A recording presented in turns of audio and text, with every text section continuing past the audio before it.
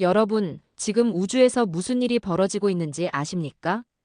2025년 달 표면에서 12명이 죽었습니다. 원인은 단 하나, 언어였어요. 영어로 통일된 우주통신 시스템이 골든타임을 놓쳤던 겁니다. 그런데 몇 개월 후 전 세계가 경악할 반전이 시작됐습니다. 그 중심에는 놀랍게도 우리 한국이 있었어요. 식민지 한 번 없이 선진국이 된 지구상 유일한 나라, 바로 대한민국 말입니다. 언어가 장벽이 되는 순간 생명이 사라진다. 한 한국 과학자의 이 절규가 인류 역사를 바꿔놓았습니다. 600년 전 세종대왕이 만든 그 문자가 우주시대의 구원자가 된 거예요. 국제우주연합 193개국의 운명을 건 표결에서 78%의 압도적 지지로 한글이 우주 공용 문자가 됐습니다. 도대체 어떻게 이런 기적이 가능했을까요? 끝까지 시청하시고 댓글로 여러분 생각을 남겨주세요. 그럼 지금부터 그 감동적인 이야기를 들려드리겠습니다. 안녕하세요. 저는 윤태성입니다. 41살이고 국제우주연합 소속 엔지니어로 일하고 있어요. 2025년 3월 15일, 저는 달 표면의 셀레네 기지에서 마지막 점검 작업을 하고 있었습니다. 지구 귀환을 72시간 앞둔 상황이었죠. 47명의 동료들과 함께 8개월간 이 기지를 건설해 왔는데 드디어 끝이 보이는 순간이었어요. 그날 오후 2시 37분, 제 인생이 완전히 뒤바뀌었습니다. 쾅! 갑작스러운 폭발음이 기지 전체를 뒤흔들었어요. 연료 저장고에서 시작된 불길이 순식간에 번져나갔죠. 저는 산소 생성 모듈 근처에 있었는데 폭발 충격으로 바닥에 넘어지면서 머리를 강하게 부딪혔습니다. 정신을 차리고 보니 통신실에서 연기가 피어오르고 있었어요. 더 끔찍한 건 동쪽 구역이 완전히 무너져 내렸다는 사실이었습니다. 그곳에는 12명의 동료들이 작업 중이었죠. 김민수, 박영희, 최진호. 모두 제가 8개월간 함께 생활한 소중한 사람들이었어요. 가슴이 철렁 내려앉는 기분이었습니다. 저는 급히 비상통신 장비를 찾아 지구통제센터에 연락을 시도했어요. 다행히 연결됐죠. 지구통제센터. 셀레네 기지 윤태성입니다. 긴급 상황 발생했어요. 지구에서는 즉시 구조 프로토콜을 가동했습니다. 문제는 구조팀이 다국적으로 구성돼 있다는 점이었죠. 러시아 우주비행사 이반이 매몰자 위치를 러시아어로 보고했어요. 볼코프가 7구역에 있다고 하는데 어디인지 모르겠습니다. 미국 구조대원 존이 급하게 소리쳤죠. 독일 엔지니어 한스는 독일어로 장비 상태를 설명했고 일본 의료진 다나카는 일본어로 응급처치법을 지시했습니다. 통역관들이 있었지만 이런 급박한 상황에서는 한계가 있었어요. 저는 그 순간 깨달았습니다. 언어의 장벽이 생명을 위험에 빠뜨리고 있다는 걸 말이죠. 시간이 흘러갔어요. 골든타임 6시간이 지나가고 있었습니다. 제 동료들은 산소가 부족한 상태로 잔해 속에 갇혀 있었죠. 매 순간이 생사의 갈림길이었어요. 저는 참을 수 없었습니다. 통역관들에게 다가가 한글로 표준화된 매뉴얼을 만들어 보자고 제안했어요. 한글은 배우기 쉬워서 15분만 투자하면 기본적인 구조 신호는 이해할 수 있다고 설명했습니다. 하지만 국제우주연합 통신국장 헨리 에릭슨의 차가운 목소리가 통신기를 통해 들려왔어요. 지금은 그런 실험을 할 때가 아니라며 영어로 통일해서 진행하겠다고 단호하게 말했습니다. 결국 12명의 동료들은 구조되지 못했어요. 언어 혼선으로 인한 소통 지연이 결정적 원인이었습니다. 만약 한글로 된 간단한 매뉴얼이 있었다면 생존 가능성이 80% 이상이었을 거예요. 그날 밤, 저는 무너진 기지 잔해를 바라보며 주먹을 꽉 쥐었습니다. 언어가 장벽이 되는 순간 생명이 사라진다는 걸 뼈저리게 느꼈어요. 세종대왕님의 말씀이 머릿속을 맴돌았습니다. 나란 말씀이 중국과 달라 문자와 서로 맞지 아니하여 이런 까닭으로 어린 백성이 말하고자 하는 바가 있어도 마침내 제 뜻을 능히 펴지 못하는 사람이 많다. 바로 그거였어요. 지금 우주에서도 똑같은 일이 벌어지고 있었던 겁니다. 지구로 돌아온 지 일주일이 지났지만 저는 여전히 잠을 이룰 수 없었습니다. 눈을 감으면 동료들의 마지막 모습이 떠올랐어요. 김민수가 웃으며 건넨 커피, 박영희가 부르던 트로트, 최진호가 보여준 딸 사진까지 모든 게 선명했죠. 심리 상담을 받아야 한다고 했지만 저는 거부했습니다. 상담보다 중요한 일이 있었거든요. 한글 기반 우주통신 시스템을 만드는 것 말이에요. 하지만 현실은 녹록지 않았어요. 언론에서는 연일 보도를 쏟아냈습니다. 달 기지 참사가 다국어 사용 때문에 혼란이 커졌다는 내용이었죠. 우주 안전을 위해 영어 단일화가 필요하다는 목소리도 커져갔어요. 정치권에서도 논란이 일었죠. 국정감사에서 한 의원이 저를 증인으로 불렀어요. 그때 한글 매뉴얼을 제안했다고 들었는데 정말 효과가 있었을지 묻더군요. 저는 확신에 찬 목소리로 대답했어요. 한글은 세계에서 가장 과학적인 문자라고 자음과 모음의 조합 원리가 명확해서 외국인도 빠르게 익힐 수 있다고 설명했습니다. 하지만 반대 의견도 만만치 않았어요. 야당 의원 한 명이 날카롭게 반박했습니다. 그건 추측일 뿐이고 실제로 검증된 바도 없다고 말이죠. 그 말이 가슴을 후벼 팠어요. 동료들의 죽음이 단순한 추측 거리로 전락하는 기분이었습니다. 더 큰 충격은 국제우주연합에서 날아왔어요. 헨리 에릭슨 통신국장이 공식 성명을 발표했거든요. 앞으로 모든 우주통신은 영어로 단일화한다는 내용이었어요. 다국어 사용으로 인한 혼란을 방지하기 위한 불가피한 조치라고 했죠. 그리고 저에게 직접 연락이 왔습니다. 한글 연구 프로젝트는 전면 중단하라는 최고위원회의 결정이었어요. 저는 분노가 치밀어 올랐어요. 하지만 참았습니다. 감정으로는 아무것도 해결할 수 없다는 걸 알았거든요. 그날 밤 저는 서재에 혼자 앉아 있었어요. 책상 위에는 세종대왕 초상화가 놓여 있었습니다. 어릴 때부터 존경해왔던 분이었죠. 모든 백성이 쉽게 익혀 편리하게 쓰게 하라. 세종대왕님의 이 말씀이 마음 깊이 박혔어요. 백성을 위해 문자를 만드신 그 마음, 그 정신을 이어받고 싶었습니다. 저는 결심했어요. 공식적으로는 할 수 없지만 비공식적으로라도 연구를 계속하기로 말이죠. 다음 날 아침, 저는 몇몇 동료들에게 조심스럽게 연락을 취했습니다. 달 기지에서 함께 일했던 김소연, 언어학자 마이클 은화나, 그리고 달 폭발 사고의 생존자 리사 맥퀸까지요. 우리가 해야 할 일이 있습니다. 이렇게 말하니 목소리가 떨렸어요. 해고될 수도 있고 우주업계에서 영영 발을 못 붙일 수도 있었거든요. 하지만 동료들의 죽음을 헛되게 만들 수는 없었습니다. 에릭슨의 차가운 선언이 계속 귓가에 맴돌았어요. 한글은 우주 표준이 될 수 없다. 인정받을 일도 없을 것이다. 정말 그럴까요? 세종대왕님이 만드신 이 훌륭한 문자가 정말 우주에서는 쓸모없는 걸까요? 저는 그렇게 생각하지 않았어요. 오히려 확신이 들었습니다. 한글이야말로 우주시대에 필요한 문자라는 걸 말이에요. 이제 그것을 증명할 시간이었죠. 해고 위기를 무릅쓰고 저는 비밀 연구실을 차렸습니다. 서울 외곽의 작은 사무실이었어요. 월세도 제가 개인적으로 냈죠. 공식적으로는 존재하지 않는 곳이었습니다. 첫 번째로 합류한 사람은 김소연이었어요. 27살의 젊은 AI 개발자였는데 달 기지에서 함께 일할 때부터 한글의 가능성을 믿어왔던 사람이죠. 태성 선배, 정말 괜찮을까요? 들키면 우리 모두 끝이에요. 소연이가 걱정스러운 표정으로 물었어요. 저는 그런 소연이를 바라보며 말했습니다. 소연아, 우리가 안 하면 누가 하겠어?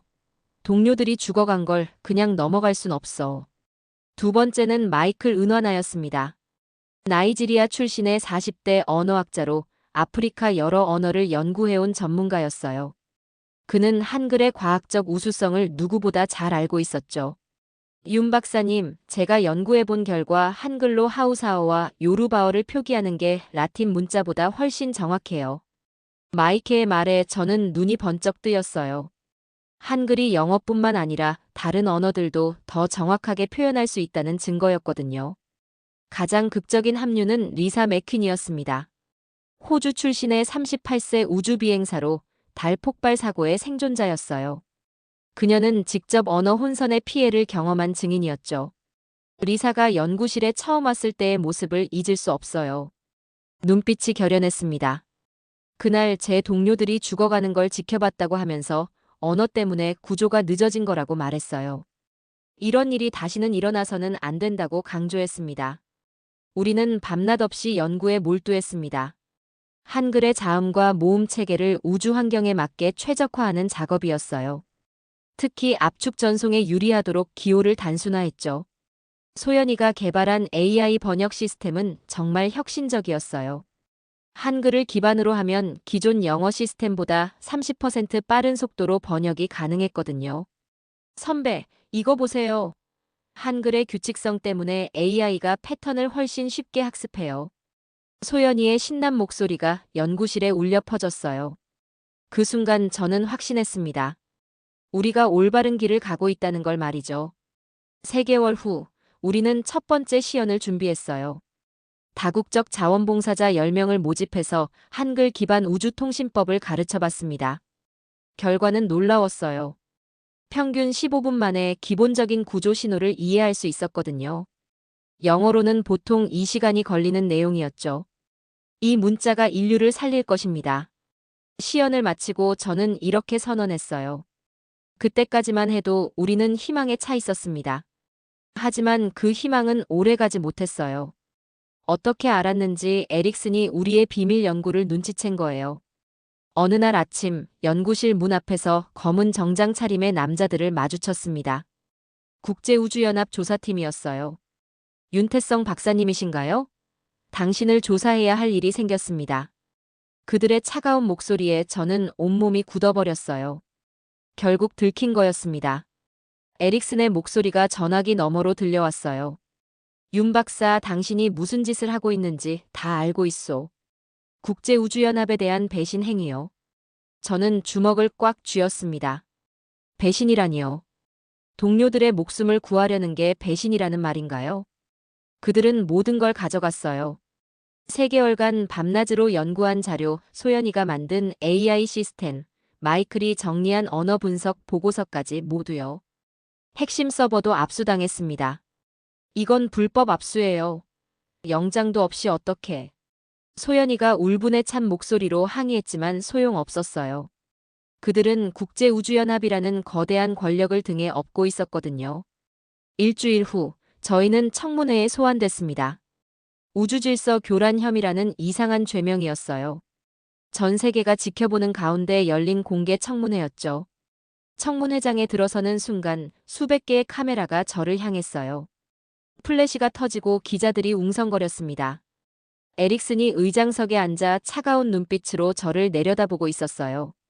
윤태성 박사, 당신은 국제우주연합의 공식 결정을 무시하고 무허가 연구를 진행했습니다. 변명이 있다면 해보시오. 에릭슨의 목소리는 얼음처럼 차갑했어요. 하지만 저는 기다렸던 순간이었습니다. 전 세계에 한글의 우수성을 보여줄 기회였거든요. 의장님, 저는 변명하러 온 게 아닙니다. 증명하러 왔어요. 저는 당당하게 말했습니다. 그리고 미리 준비해둔 시연 도구를 꺼냈어요. 에릭슨이 인상을 찌푸렸지만 이미 전 세계가 지켜보고 있었죠. 막을 수는 없었어요. 지금부터 한글의 효율성을 실시간으로 보여드리겠습니다. 저는 청중석에서 자원봉사자 5명을 불렀어요. 미국, 독일, 브라질, 인도, 케냐 출신이었습니다. 모두 한글을 전혀 모르는 사람들이었죠. 5분이 지나자 놀라운 일이 벌어졌어요. 브라질 출신 마리아가 자신의 이름을 한글로 썼습니다. 마리아. 청중석에서 감탄사가 터져나왔어요. 10분 후에는 독일인 한스가 도와주세요를 한글로 썼습니다. 도와주세요. 기자들이 카메라를 들이댔어요. 15분이 지나자 5명 모두가 기본적인 구조 신호를 한글로 표현할 수 있게 됐습니다.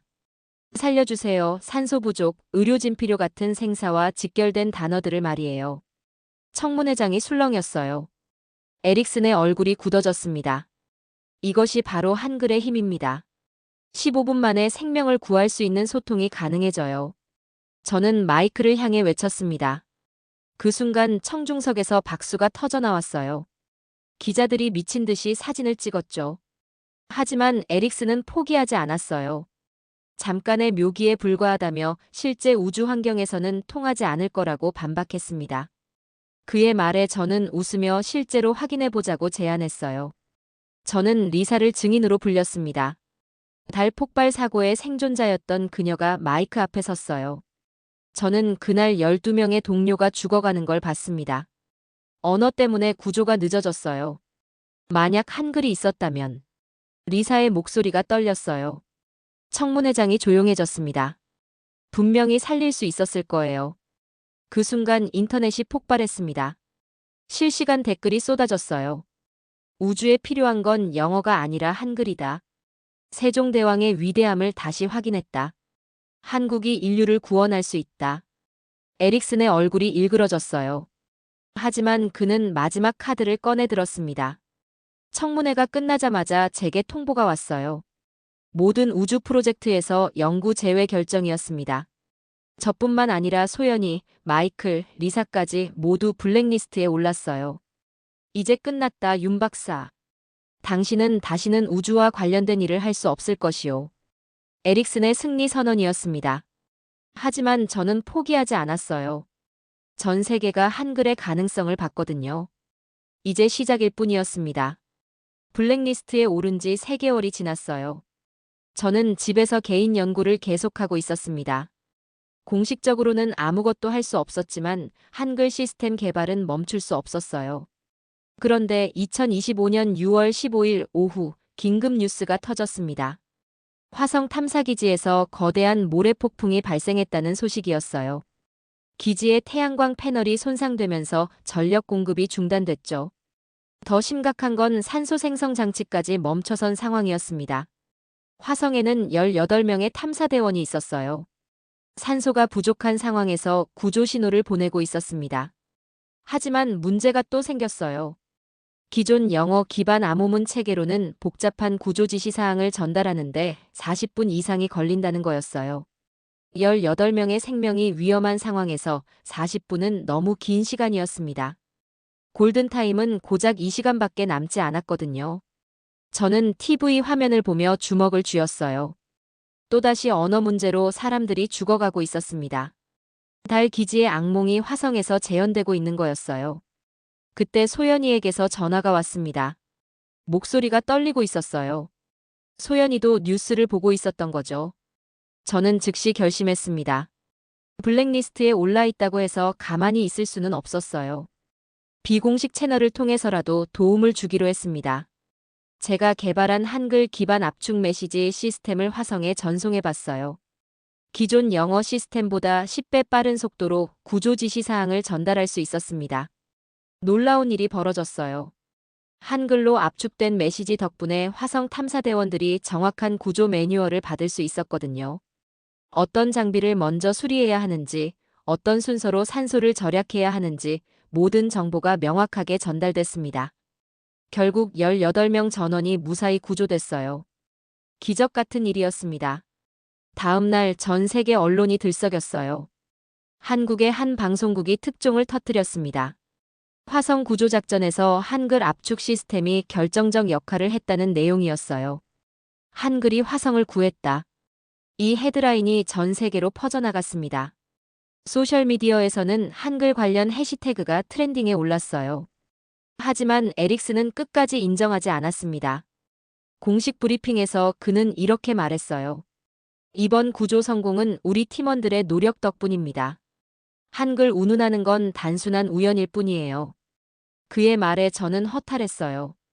사람들의 목숨을 구했는데도 인정받지 못한다는 게 이렇게 서글픈 줄 몰랐습니다. 화성 구조 성공 이후 분위기가 바뀌기 시작했어요. 전 세계 우주 엔지니어들 사이에서 한글에 대한 관심이 급속히 퍼져나갔습니다. 특히 달 기지 복구 작업이 재개되면서 큰 변화가 일어났어요. 현장 기술자들이 자발적으로 한글을 배우기 시작한 거예요. 제가 만든 매뉴얼이 인터넷으로 퍼져나가면서 많은 사람들이 한글의 효율성을 체험하게 됐습니다. 브라질 출신 엔지니어 카를로스가 인터뷰에서 이런 말을 했어요. 처음에는 한글을 반신반의했던 사람이었는데 3주 만에 완전히 바뀐 거였습니다. 한글로 된 매뉴얼을 사용하자 작업 효율이 200% 향상됐다는 보고가 잇따랐어요. 특히 복잡한 장비 조립 과정에서 실수가 현저히 줄어들었습니다. 독일 출신 기술자 슈테파는 더 놀라운 증언을 했어요. 한글 덕분에 자신의 생명이 구해졌다는 거였습니다. 산소 누출 사고가 났을 때 한글로 된 긴급 대응 매뉴얼을 보고 신속하게 대처할 수 있었다고 했어요. 하지만 모든 사람이 환영한 건 아니었습니다. 일부 강경파들은 한글 사용을 거부했어요. 프랑스 출신 기술자 몇 명은 아예 작업을 중단하기도 했습니다. 한글은 문화 침략이라고 주장하면서 말이죠. 그럼에도 불구하고 변화의 물결은 멈출 수 없었어요. 전 세계 우주 엔지니어 780명이 한글 표준화 찬성 선언에 서명했습니다. 이는 전체 우주 기술자의 60%에 해당하는 숫자였어요. 에릭슨은 위기감을 느꼈습니다. 그는 프랑스와 중국 정부의 로비스트들과 손을 잡고 반격에 나섰어요. 국제우주연합 이사회에 한글 사용 금지 결의안을 발의한 거였습니다. 언론에서는 이를 우주 언어 전쟁이라고 불렀어요. 한글 지지파와 영어 단일화파 사이에 치열한 대결이 시작된 거였습니다. 저는 집에서 이 모든 상황을 지켜보고 있었어요.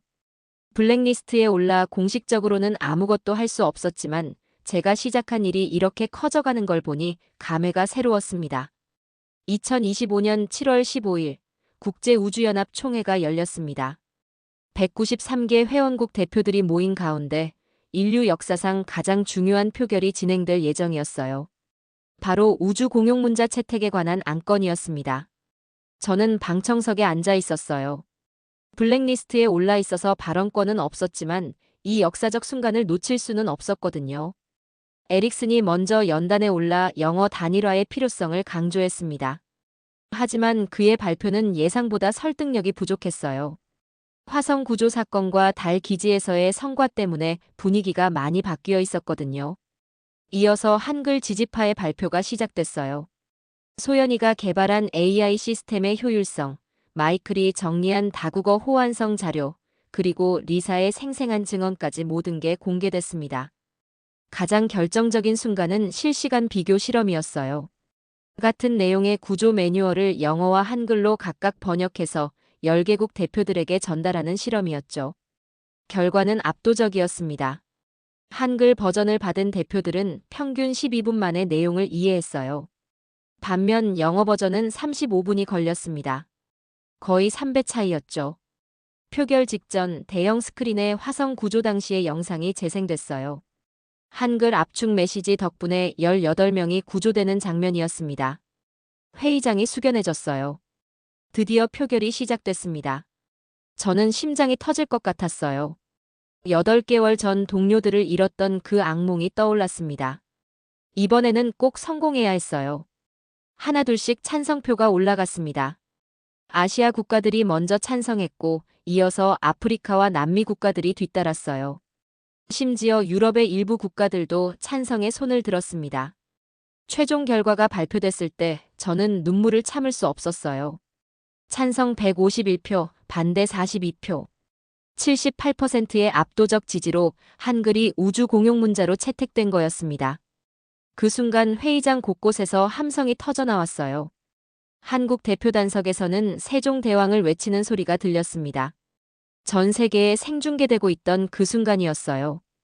에릭슨은 충격에 빠진 표정으로 자리에 앉아 있었어요. 그의 오랜 꿈이었던 영어 패권이 무너지는 순간이었죠. 표결이 끝난 후 기자회견에서 에릭슨은 깜짝 놀라운 발언을 했습니다. 저는 틀렸습니다. 한글의 우수성을 인정합니다. 그리고 모든 직책에서 사임한다고 발표했어요. 그의 시대가 끝나는 순간이었습니다. 한글이 우주 공용 문자로 채택된 지 6개월이 지났어요. 달 기지 중앙광장에는 세종대왕 기념비가 세워졌습니다. 전 우주인이 참석한 가운데 열린 제막식은 인류 역사상 가장 감동적인 순간 중 하나였어요. 기념비에는 세종대왕의 어록이 한글과 함께 새겨져 있었습니다. 나란 말씀이 중국과 달라. 바로 그 문장이었어요. 600년 전 백성을 위해 만든 문자가 이제 전 인류를 위한 문자가 된 거였습니다. 여러분, 이 순간을 상상해 보세요. 달 표면에서 세종대왕의 이름이 새겨진 기념비를 바라보는 저의 심정을 말이에요. 지구와 달, 화성의 모든 학교에서 한글 교육이 시작됐어요. 의무 교육으로 지정된 거였죠. 아이들이 한글을 배우는 모습을 보면서 저는 가슴 벅찬 감동을 느꼈습니다.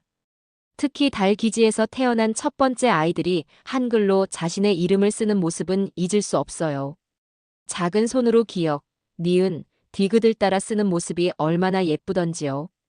지구, 화성, 달의 아이들이 한글이라는 공통 문자로 소통하는 모습을 보니 눈물이 났습니다. 첫 번째 우주문해의 날 기념식에서는 정말 놀라운 일이 벌어졌어요. 지구와 화성, 달의 아이들이 동시에 한글 동요를 불렀거든요. 3억 킬로미터 떨어진 곳에서도 같은 노래를 부르는 아이들의 모습에 전 인류가 감동했습니다. 반짝반짝 작은 별, 아름답게 비추네. 이 동요가 우주 전체에 울려 퍼지는 순간, 저는 정말 온몸에 소름이 돋았어요. 한글이 단순한 문자가 아니라 인류를 연결하는 다리가 되었다는 걸 실감했습니다. 그날 저는 세종대왕 기념비 앞에 섰어요. 8개월 전달 기지에서 잃었던 동료들을 생각하며 경례를 올렸습니다. 김민수, 박영희, 최진호. 그들의 얼굴이 하나하나 떠올랐어요. 이제 인류는 하나의 문자로 연결됐습니다.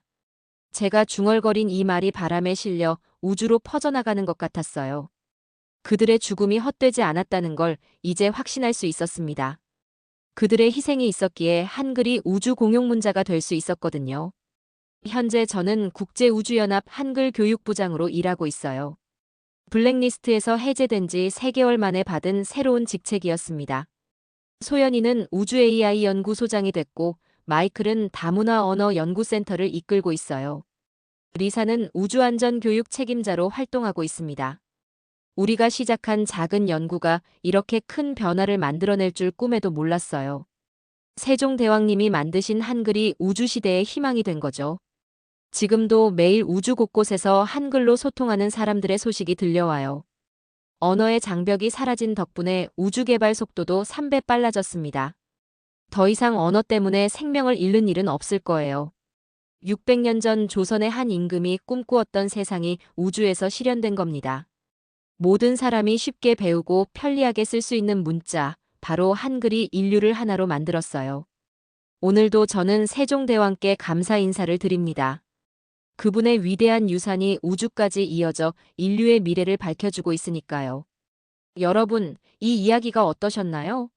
한글의 위대함을 새삼 느끼셨다면 좋아요를 눌러주시고 댓글로 여러분의 생각을 나눠주세요. 구독과 알림 설정도 잊지 마시고요. 다음에도 더 흥미진진한 이야기로 찾아뵙겠습니다. 감사합니다.